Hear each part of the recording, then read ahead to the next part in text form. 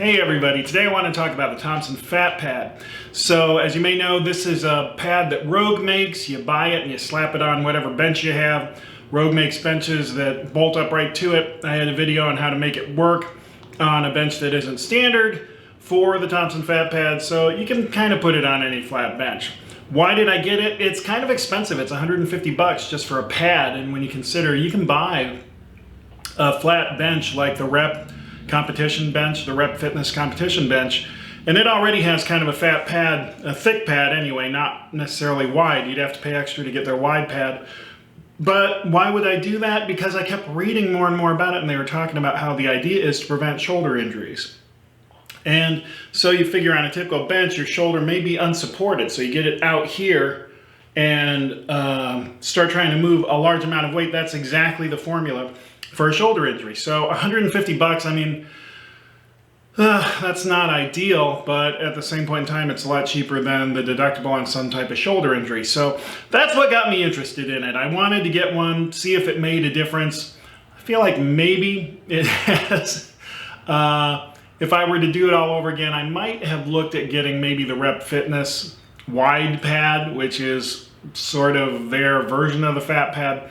But I'm not unhappy with the Fat Pad. It's a Rogue product, and like pretty much every Rogue product, you can count on it being overpriced, but then extremely high quality. And I feel like that's exactly what this is. It's got great quality to it.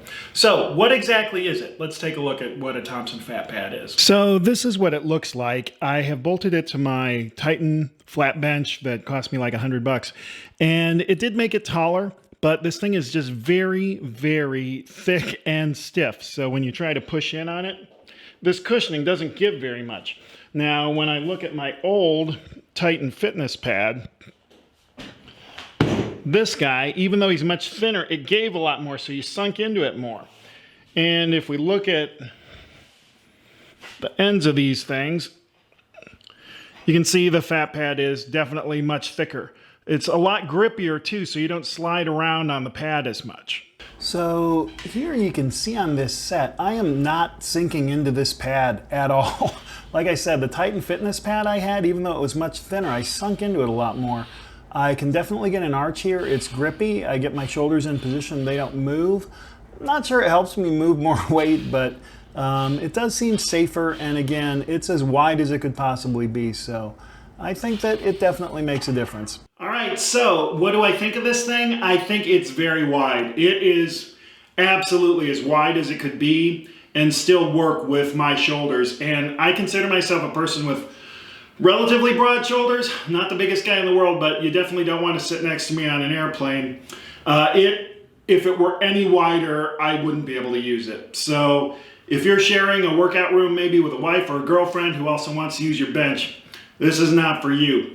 I do feel like the grippy surface does let you set up a little bit better.